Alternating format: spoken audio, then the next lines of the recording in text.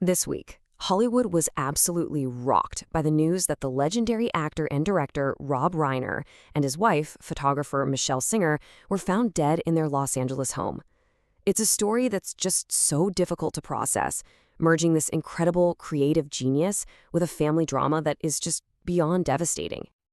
So, to try and make sense of this, we're going to break down what we know. We'll start with the crime itself. Then we'll look back at Reiner's unbelievable career. From there, we have to talk about the family tragedy at the very heart of this investigation. And finally, we'll cover the world's reaction to this incredible loss. Okay, so let's start at the beginning. Let's walk through the timeline of how this all came to light on Sunday afternoon. What started as a pretty routine medical call on Sunday just escalated so quickly. At 3:30 p.m., the fire department shows up at the Reiner home.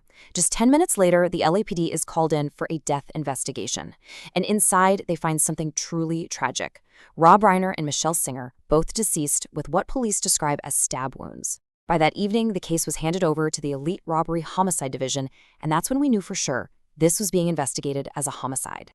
You know, to really understand the magnitude of this loss, you have to remember who Rob Reiner was. He wasn't just another filmmaker, he was someone who literally helped define the stories for entire generations.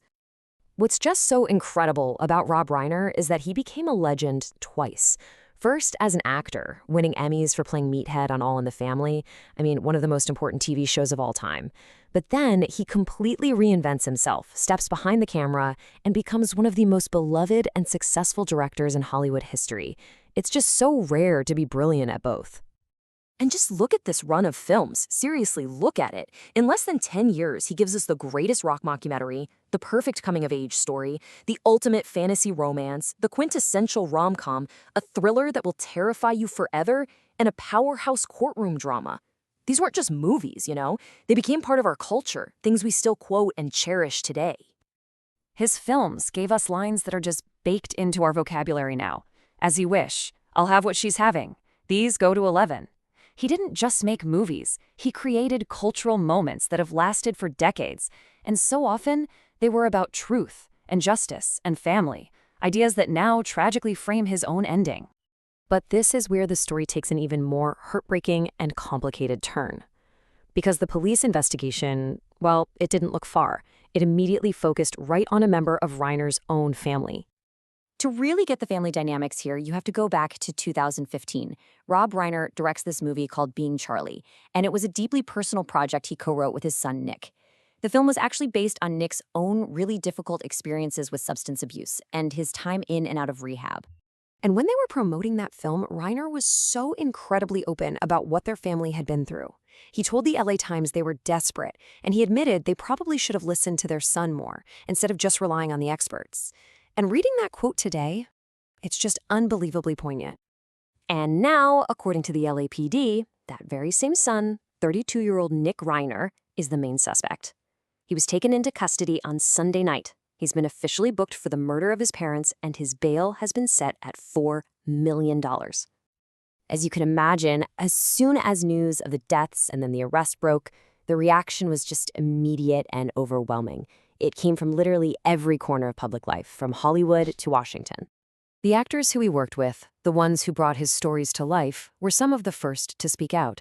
Kathy Bates, who won her Oscar for Reiner's film Misery, really summed it up for so many people when she said simply that he changed the course of her life.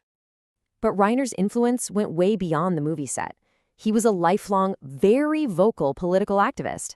And you saw tributes like this one from Bill and Hillary Clinton, remembering him not just as this amazing artist, but as a really dedicated citizen who fought for what he believed in. And that was a common feeling. Former President Barack Obama said something very similar. He talked about that deep sense of humanity that you could feel in all of Reiner's work, connecting his art directly to his character as a person. Then there was a sharply different response. Former President Donald Trump, who was often a target of Reiner's political criticism, posted this statement. He claimed, without any evidence, that Reiner's death was due to what he called Trump derangement syndrome. So we're left trying to grapple with these two totally conflicting things at once. The public legacy of a brilliant man who brought so much joy into the world, and this private, unimaginable horror that ended his life. It leaves all of us with this really difficult question. How does a life filled with so much creativity and meaning carry on when it's now forever tied to such a devastating personal loss?